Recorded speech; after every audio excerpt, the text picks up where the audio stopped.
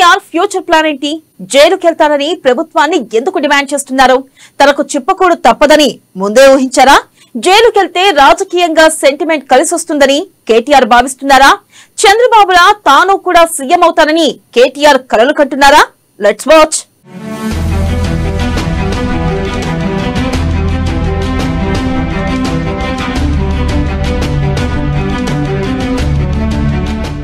Arrest చేయండని ప్రభుత్వానికే కేటీఆర్ సవాల్. కేటీఆర్ జైలుకు వెళ్లేందుకు సిద్ధమవుతున్నారా? జైలుకు వెళ్తే సీఎం అవుతాననే ధీమాలో కేటీఆర్.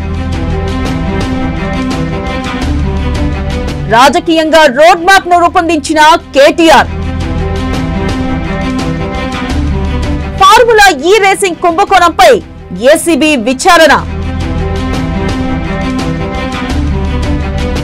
జైలుకెళ్తే కేటీఆర్ కు పెరగనున్న సానుభూతి.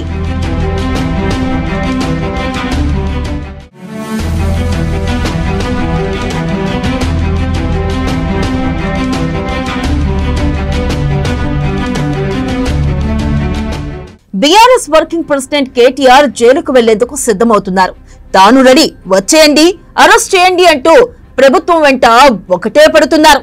కేటీఆర్ జైలుకు వెళ్లి వచ్చిన తర్వాత మరింత క్రేజ్ పెరగడమే కాకుండా రాబోయే రోజుల్లో బీఆర్ఎస్ అధికారంలోకి వస్తే ఖచ్చితంగా సీఎం అయ్యే అవకాశాలున్నాయన్న అంచనాతో ఆలోచన చేస్తున్నట్లుగా కనిపిస్తోంది. ఇప్పటికే ఏసీబీ అధికారులు ఫార్ములా ఈ రేస్ కు సంబంధించి కుంభకోణం కేసులో దర్యాప్తును ప్రారంభించారు.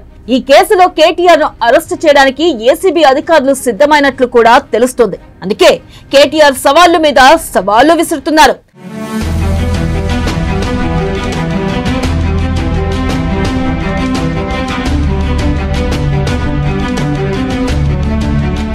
తాను హైదరాబాద్ లోనే ఉన్నానని, వచ్చి వెంటనే అరెస్ట్ చేసుకోవాలంటూ రారమ్మంటూ ప్రభుత్వానికి, పోలీసులకు సవాళ్లు విసురుతున్నారు. జైల్లో ఎన్ని రోజులు ఉన్నా తాను పూర్తి ఫిట్నెస్ తో బయటికి వస్తానని ఆయన చెబుతున్నారు.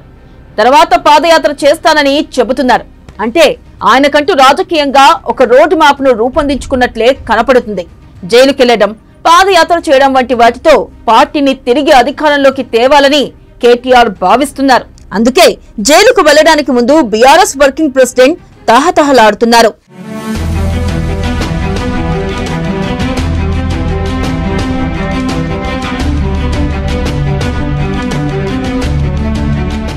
తాను జైలుకు వెళ్తే సానుభూతి పాళ్లు విపరీతంగా పెరుగుతుందన్న అంచనాలతో ఉన్నారు. పొరుగు రాష్ట్రమైన ఆంధ్రప్రదేశ్ లోనూ అప్పటి ప్రతిపక్ష నేతగా చంద్రబాబు 53 రోజుల పాటు స్కిల్ డెవలప్మెంట్ స్కామ్ కేసులో అరెస్ట్ అయ్యి రాజమండ్రి జైల్లో ఉన్న నేపథ్యంలోనే 2024 ఎన్నికల్లో అద్భుతమైన విజయం సాధించడమే కాకుండా ముఖ్యమంత్రి అయ్యారు.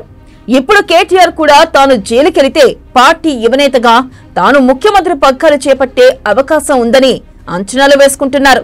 మరి రేవంత్ రెడ్డి ప్రభుత్వం కేటీఆర్ ను అరెస్ట్ చేసి ఆయన కోరికలు నెరవేరుస్తుందా లేదా అన్నది చూడాల్సి ఉంది.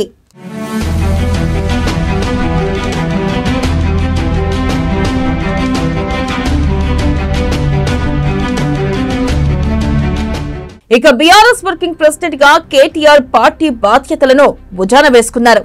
ఈసారి ఎన్నికల్లో కేసీఆర్ కంటే కేటీఆర్ తన ఫేస్ తోనే ఎన్నికలకు వెళ్లాలన్న కసితో ఉన్నట్లు కనపడుతుంది. కేసీఆర్ పార్టీ అధినేతగా పెద్దగా ఉన్నప్పటికీ ఆయన సలహాలు, సూచనలు తీసుకుంటూ పార్టీని బలోపేతం చేయడంపైనే ఫోకస్ పెట్టారు. పార్టీ కోసం కష్టపడిన నేతలకు టికెట్లిచ్చే విషయంలోనూ ఈసారి కేటీఆర్ మాట చెల్లుబాటు అయ్యే అవకాశాలు కనిపిస్తున్నాయి. ఇప్పటి నుంచి ఆయన వచ్చే ఎన్నికల్లో గెలుపు గుర్రాలకే టికెట్లిచ్చేందుకు అవసరమైన కసరత్తులు కూడా ప్రారంభించారు. పార్టీ కోసం అన్ని రకాలుగా కష్టపడిన వారికి ప్రాధాన్యత దక్కుతుందని పదే పదే చెబుతున్నారు.